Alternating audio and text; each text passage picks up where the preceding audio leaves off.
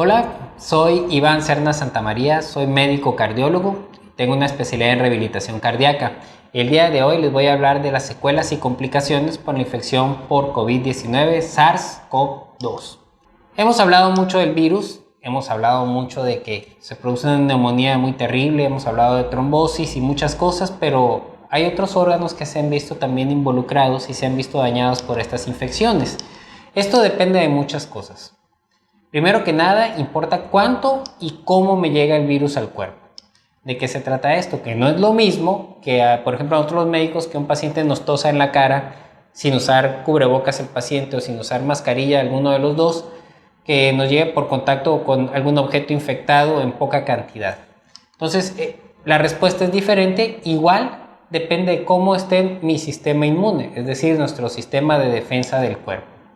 También importa qué enfermedades tengo, es decir, si tengo diabetes, si hay hipertensión, si tomo medicamentos para disminuir mi inmunidad, como los que tienen lupus, como los que tienen ciertas enfermedades inflamatorias. ¿Cuál fue mi respuesta a la infección? Es decir, ¿fue una enfermedad leve? ¿Fue una enfermedad fuerte? ¿Requerí intubación? ¿Requirió estar en casa, en reposo? Es muy diferente de persona a persona. Y también importa mucho dónde y cómo me atiendo y con qué. No es lo mismo que te atiendas ya en un estado avanzado a que te atiendan nada más en casa, que te den medicamentos nada más sintomáticos, a que requieras intubación, terapia intensiva y todas estas cosas.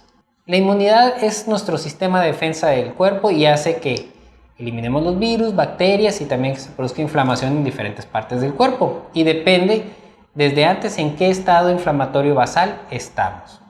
Es decir, si nuestro cuerpo ya está en un estado inflamatorio previo porque tenemos una dieta muy rica en azúcares, carbohidratos, porque hay diabetes desde antes o porque tenemos alguna otra enfermedad, la respuesta inflamatoria del cuerpo va a ser exagerada.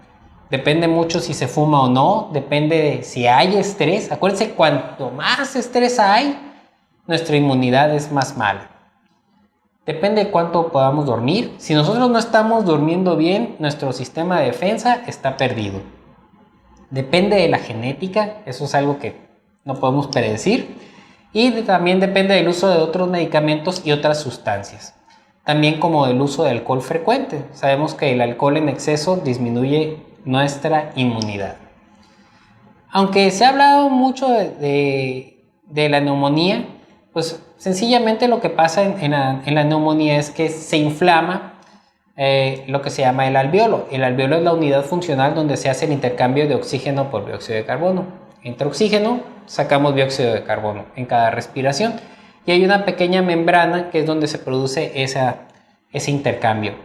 En la neumonía, esa membrana se engruesa mucho y no hay posibilidad de hacer ese intercambio. Además que se pueden formar pequeños coágulos en la circulación pequeñita que hay entre los alvéolos. Y cuando llega a un estado muy severo se requiere de apoyo ventilatorio, es decir, intubar al paciente. Y como es de esperarse, pues una persona que requiere intubación y que requiere apoyo ventilatorio, pues va a tener complicaciones pulmonares.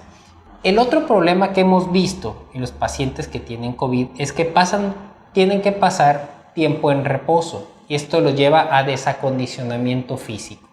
Si una persona está hospitalizada 2 semanas, 3 semanas o pasa una semana intubada, 2 semanas intubada, el cuerpo no se movió en todo ese tiempo. Va a perder masa muscular, va a perder fuerza, va a perder equilibrio, va a perder todo eso y le va a tardar tiempo en recuperar. Eso requiere fisioterapia. Otras complicaciones que se han visto son las neurológicas. Es decir, el sistema nervioso central se comporta como si le hubiera dado una inflamación del cerebro y todo el sistema nervioso. Y se le llaman como si fuera una encefalitis. Muchos pacientes se quejan de neblina mental, se quejan de desorientación, de pérdida transitoria de la memoria. Y todos estos problemas neurológicos, incluyendo los problemas con el equilibrio, requieren después de rehabilitación. Ahora, para los pacientes que estuvieron hospitalizados o que se la pasaron encerrados, muchos han quedado con trastorno por estrés postraumático. O sea, tiene también un daño psicológico, el aislamiento extremo, el estar en hospitales que estuvieron llenos de otros pacientes, de estar viendo y estar expuestos de ver cómo otros pacientes estuvieron falleciendo o complicándose. Todo esto ha llevado a muchos pacientes que tengan, como le dicen, un trauma psicológico que requiere atención por especialistas. Es algo terrible lo que se ha estado viviendo y muchos pacientes quedan con daño psicológico después de esto. Hablar de daño cardíaco es parte de lo que hablamos previamente en otros videos. Hay estudios que demuestran que el corazón se puede dañar directamente por COVID. Primero que nada porque se puede alojar el virus dentro del corazón, porque puede haber miocarditis, porque puede haber infartos pequeños por coagulación, porque un montón de causas el corazón se puede dañar. Y todos esos pacientes que tienen síntomas al esfuerzo, fatiga, cansancio, dolor de pecho, después de que se curaron de COVID, se tienen que estudiar con ecocardiograma, con resonancia, con lo que su médico cardiólogo decida, pero se les tiene que dar seguimiento. Y no solo eso, sino que después se les va a tener que dar rehabilitación para que vuelvan a tener condición física. Hay algo documentado que se le llama el síndrome de COVID largo, Long COVID Syndrome, que es pacientes que tienen fatiga, taquicardia y cansancio. Y a estos pacientes se les hacen estudios pulmonares, de corazón, en el músculo y no tienen ningún daño.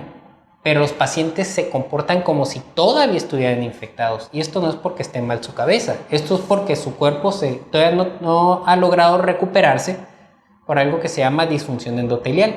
Los vasos sanguíneos no se comportan como deben a pesar de que ya pasó la enfermedad. Entonces muchos pacientes pueden quedar así 2-3 meses con síntomas de COVID, aunque sean negativos. Entonces no los podemos descartar y estas personas se tienen que evaluar para ver si pueden volver a trabajar o no. Me ha tocado casos de compañeros médicos que se vieron infectados por COVID gravemente y que a pesar de que ya se recuperaron, siguen con síntomas y no pueden volver a trabajar porque están muy cansados o muy adoloridos para volver a trabajar. Ahora, estamos tomando en cuenta que ya tenemos más de... pues no sé, tenemos 511,000 confirmados hace 2 semanas, a finales de agosto. Entonces, se han recuperado 346,000. ¿Cuántas personas tendrán secuelas? Y esos son nada más los reportados. ¿Cuántos serán los que están todavía con síntomas? Aunque sí hay muchos que les pasó de noche el coronavirus y que no quedaron con absolutamente ninguna secuela, hay muchos que sí. Todos esos pacientes requieren ser valorados y si se puede darles rehabilitación cardíaca, pulmonar, fisioterapia y todo esto y neurológica para que mejoren su estado. Nuestro mayor reto va a seguir siendo todos los pacientes diagnosticados, todos los que salieron de coronavirus y que requieren volver a trabajar y que quieren llevar una vida normal.